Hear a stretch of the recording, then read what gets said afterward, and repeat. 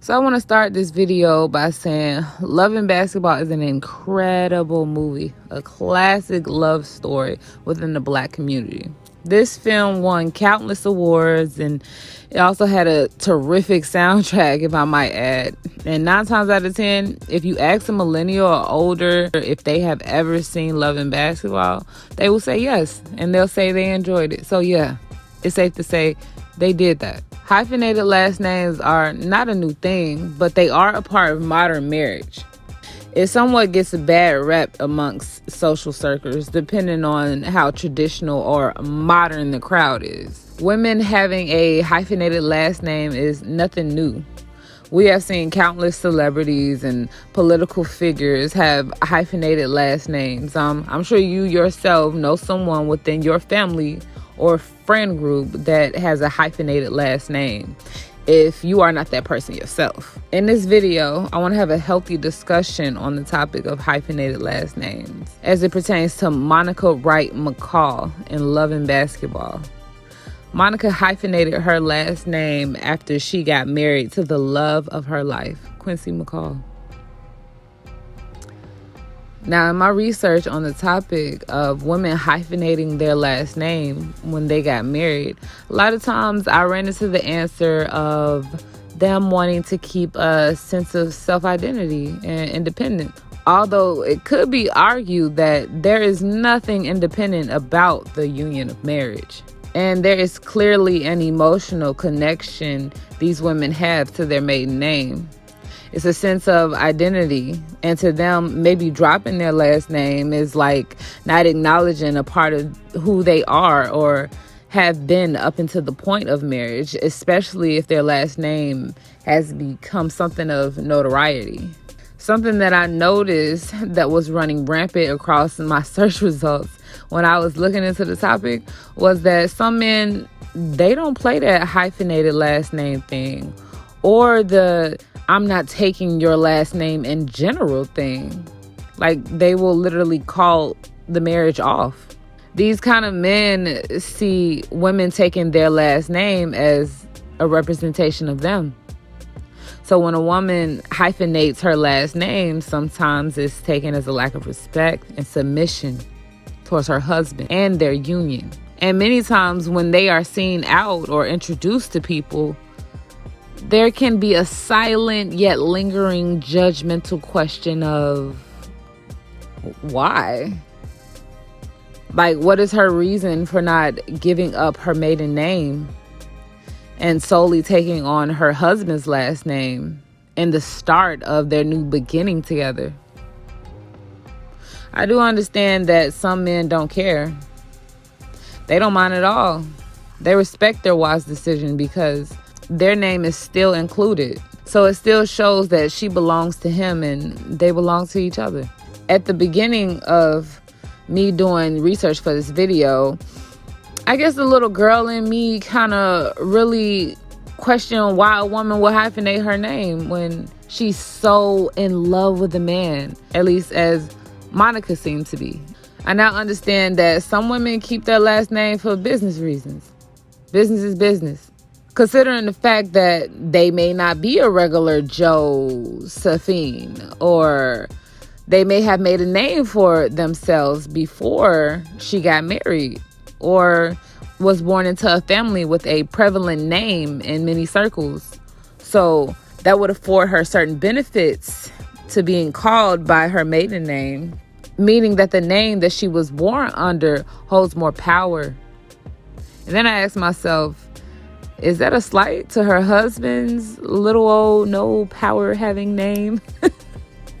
No, I'm kidding. Now, I posed the question in the title of this video because Monica seemed hopelessly in love with Quincy, at least to me, in my eyes. And this is not to say that women who hyphenate their last names weren't at some point hopelessly in love with their husband, but Monica was like so in love with Quincy to the point that for years it brought her great sadness. I guess I keep stressing the fact of Quincy being the love of Monica's life because in society it's almost like people try to make it seem like a woman who hyphenates must not love or respect her man as much if they would hyphenate. Like, she couldn't possibly. Quincy was the only guy she ever looked at with great interest in the entire film. I'm a lesbian. This actually makes the joke that she made towards her mother about being a lesbian all the more funny, because she never looked at any other guy seriously besides Quincy in the entire film. So it could have came across that way, honestly. The bicycle scene when they were little was very telling for me, because it showed that Monica felt that she didn't have to do what Quincy said in order to be with him. She was stern in that belief. Monica came across like she felt like, just because I'm in a relationship with you, that does not mean you can tell me what to do. In her youth, Monica didn't have a very submissive and compromising personality. She didn't want to ride his bike. She wanted to ride her own. But maybe Quincy's bike just sucked and her bike was fire. Like, who knows? When Monica confessed her love for Quincy when they were standing outside of their childhood bedrooms as adults, Quincy said, "You haven't changed. You still think the sun rises and sets on your dude." You haven't changed. Now, for me, this showed that he saw Monica as self-centered and selfish. And he always felt that way. But even though he saw her as such, he ultimately accepted her for who she was. And he still loved her despite knowing that. So to me, someone like Quincy would accept his woman hyphenating her last name, right? That childhood bike scene and the scene of them talking as adults in the middle of their childhood homes, it could be used against her in the court of this YouTube video to call her selfish and unwilling to submit. And both of these things could support an argument to why women hyphenate. As a side note, the writer and director of this film is a woman named Gina Prince Bythewood. And I thought that that was a fun fact to include in this video, since we are talking about hyphenated last names. She also directed films such as Woman King and The Secret Life of Bees. Now, I don't like to deal with real people on my channel. I only like to deal with art and fictional characters that imitate real life experiences. But I thought that was a fun fact to highlight. Now, Monica had a serious work ethic and drive and competitive edge about her. From the moment that Monica entered Quincy's life, she was always a fighter. She believed in herself without a shadow of a doubt. And that's also something that he liked about her. She kept him on his toes. In one of the final scenes, Monica told Quincy if she beat him in a game of one-on-one, that means that he knew he was about to make the biggest mistake of his life. Basically, forcing him to want to prove her wrong, and in turn bringing out the best athlete in him to compete against her, which would satisfy her ego. And if she beat him, it would be even more of a thrill for her, because she knew that she really brought that out of him, because she talked so much trash and she got his blood to boil. She enjoyed the thrill. How you taking out your grades, huh? You think that's gonna make you play better? But then again, the trash talking thing is a part of sports in general. But Monica really did have a big ego when it came to basketball. She enjoyed competing, winning, and conquering so much that her confidence in herself overruled her passionate attitude when it came time to perform. So Monica dropping her last name and taking her husband's last name solely could be looked at as a great defeat. A great defeat of all the work that she put in throughout her life with her maiden name. Can I take a second real quick? This don't have nothing to do with the topic. Can I just take a second to appreciate Regina Hall? Like, Regina Hall up in the film looking like yes, looking like she ain't aged a bit, looking like, good God, Regina. Hey, Regina. Looking real good. I like how like they stayed friends throughout there's so many years. Like, you see them in other films like what was it? The Best Man or whatever. You saw these ladies still being friends, so you know that they cool in real life. And they both still look so good. I love that. But anyway, Back to the topic. In my opinion, Monica didn't understand what it meant to sacrifice for a man that she loved. And it showed in that kitchen scene between her and her mother when she got slapped for being disrespectful. Monica didn't understand why her mother would sacrifice so much for her father, to a point where she put him before her personal needs and desires. Monica did not understand this or respect it. As a child, she watched her mother be exhausted from running around and working hard, and still would do things for her father, even though she was tired, instead of giving him an excuse and some sort of pushback by saying, "No, I'm tired." Even at her adult age, she saw that was mind-boggling and as weakness, and not as a selfless sacrifice. It seemed like when Monica was a child, she probably told herself, "I would never do this for a man.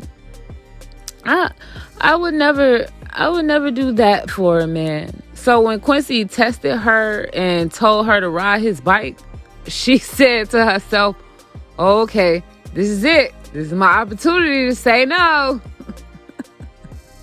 I won't stand for that." I see how that turned out. I see how that turned out for my mom. And she's spineless. Monica told her mother that it was ridiculous not doing the thing that she really desired, and to do the things that she really enjoyed just so her husband could feel like a man and have a wife to take care of him in his home. Now, of course, she said it in a more disrespectful way, but I digress. Monica for years was baffled at why her mother would do such things. And then her mother gave a terrific speech about sacrifice, and about the sacrifice of a woman, and about the sacrifice of a mother, the sacrifice of a wife, and all that she gives out for her family and for the man that she said yes to, that she made a promise to, that she is contractually obligated to, and so that her family could have the best. And then in turn, Monica's mother told her that it brought her joy to see her actions paying off and all of the good things that she put into nurturing her family. Monica's mother told her that she regretted nothing as the outcome of her sacrifices that she made for the man that she loved and the family that she created with him. I think Monica seeing her mother as spineless made her not want to be like her mother in many ways, in feminine ways and submissive ways, in the way that she put herself last and putting someone else's desires before hers. Now, all of this could have played a part in Monica choosing to hyphenate her last name. I'm just saying. Could be. Monica's father had 2 girls and no sons. That's at least assuming that he was a faithful man to his wife, unlike their neighbor, the ex-ball player who had his wife stressed out, crying in the foreign. Now, I'm going to send Monica some bail because I feel like I've been going at her head the entire video. So I'm going to say that since Monica's father was a girl dad, that there was no one to carry on his last name.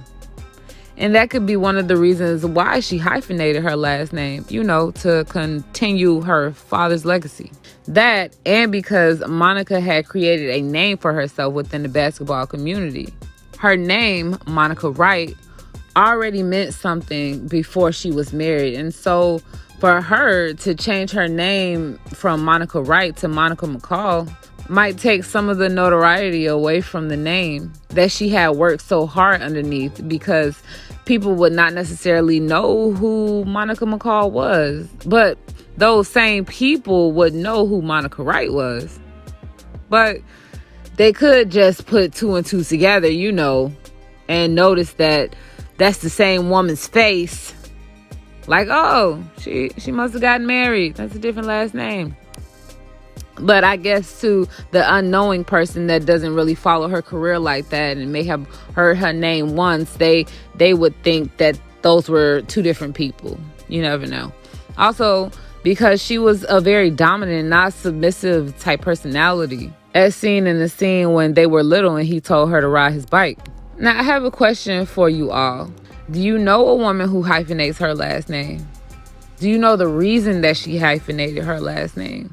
Are you a woman who hyphenated your last name when you got married? And what was your reason? Enlighten the ignorant minds of the internet, including mine.